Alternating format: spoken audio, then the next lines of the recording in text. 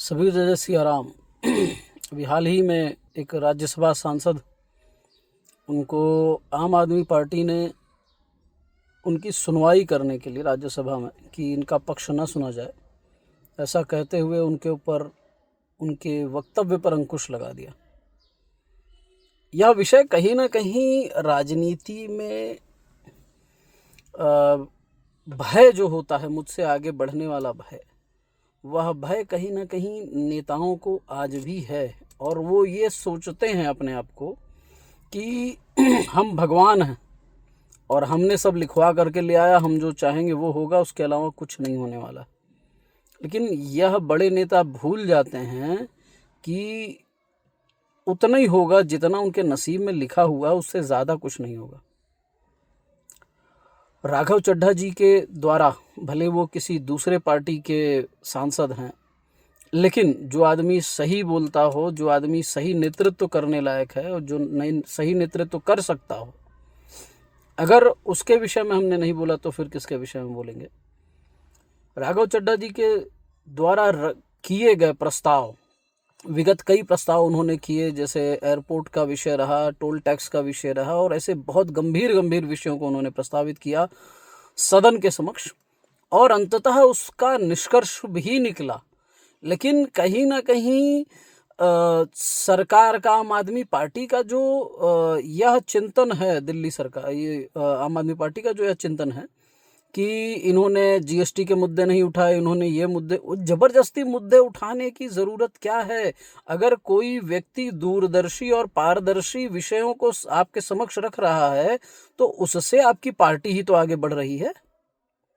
लेकिन दुर्भाग्य है कि राघव चड्ढा जी का जुबान, उनका मुंह बंद करने का प्रयास आम आदमी पार्टी ने किया। मैं सिर्फ इतना ही कहना चाहता हूं, राघव चड्ढा जी, आप चाहे जिस पार्टी से बिलोंग करते हो, जिस पार्टी से संबद्ध है, व्यक्तिगत विचारधारा को लेते हुए मैं आपके विचारधारा से संतुष्ट हूं, और मैं चाहता हूं कि इस देश में ऐसा नेतृत्व सामने आए, चाहे वो जिस पार्टी से आए, लेकिन ऐसे नेतृत्व सामने आए जो समाज के हित की बात और समाज के कष्ट का विषय और समाज के प्रति जो संवेदना होनी चाहिए, वह संवेदनाओं को सदन में, उन परेशानियों को सदन में चर्चा करने वाले नेताओं की कमी है आज के समय में। नेता सिर्फ इस समय पार्टियों के शीर्ष नेतृत्व का गुलाम रह गया, और वास्तविकता में नेता को ज़रूरत है जनता की बात करने के लिए। हम सदन में जाते हैं तो जनता की बात करने के लिए जाते हैं, ना कि अपनी बात रखने के लिए, और ना कि फालतू विषयों पर चर्चा करने के लिए जाते हैं। सदन जब बैठती है तो करोड़ों रुपए खर्चा होता है, वो जनता का खर्चा होता है, और वहाँ जनता की चर्चा ना करके हम फालतू चर्चाओं में सदन का समय व्यर्थ करते हैं और सदन का पैसा बर्बाद होता है। मैं राघव चड्ढा जी का पूर्णतः समर्थन करता हूँ और आशा करता हूँ राघव चड्ढा आने वाले भविष्य में कुछ अच्छी व्यवस्था और बड़ी व्यवस्था में आएंगे। लेकिन यह अपेक्षा नहीं करता हूं कि इस पार्टी से निकल करके उस पार्टी में चले जाइए, उस पार्टी से निकल करके उस पार्टी में चले जाइए। आप राज्यसभा सांसद रहे, आपकी विचारधारा से संतुष्ट हूं, आपका जो निष्पक्ष समाज के प्रति चिंतन है, उस चिंतन से संतुष्ट हूं।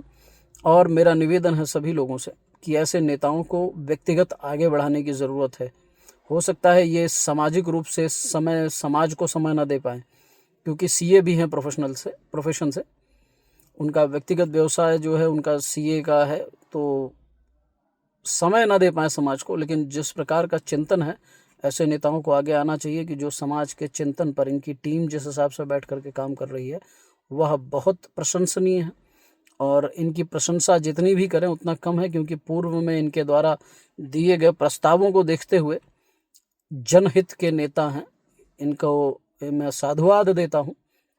और जनसंघ के प्रदेश अध्यक्ष होने के नाते मैं आशा करता हूं कि आप भविष्य में फिर से अपने उसी स्वरूप में और निष्पक्ष इस देश के देशवासियों के लिए लड़ाई लड़ते रहेंगे। इन्हीं कामनाओं के साथ पुनः आपको ढेर सारा धन्यवाद। इस देश के लिए, इस देश के प्रत्येक देशवासियों की संवेदनाओं को समझ करके आपने जो प्रस्ताव रखा, वह बहुत ही संवेदनशील प्रस्ताव थे और बहुत ही उचित प्रस्ताव थे, और वह पारित भी हुए हैं, उस पर चिंतन भी किए सरकार ने।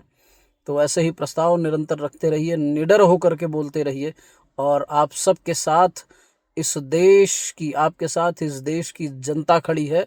पार्टी खड़ी हो चाहे ना हो, मैं पहले से भी कहता आया हूँ, अगर पार्टी किसी गलत व्यक्ति को नेतृत्व हाथ में दे रही है या उसको टिकट दे रही है चुनाव लड़ाने के लिए, तो उस गलत व्यक्ति को हटाना वह जनता की जिम्मेदारी है, ताकि पार्टी को समझ में आ जाए कि यह व्यक्ति गलत था, यह निर्णय हमारा गलत था। लेकिन कहीं ना कहीं आज के समय में पार्टी के भय से जनता सिर्फ पार्टी का चिंतन कर रही है। मैं सदैव कहता हूँ, नेतृत्व चुनो और ऐसा नेतृत्व चुनो जो तुम्हारे लिए लड़ाई लड़े, तुम्हारे वोटों को बेच करके अपना घर ना भरे। सभी को जय जय सिया राम, जय जनसंघ।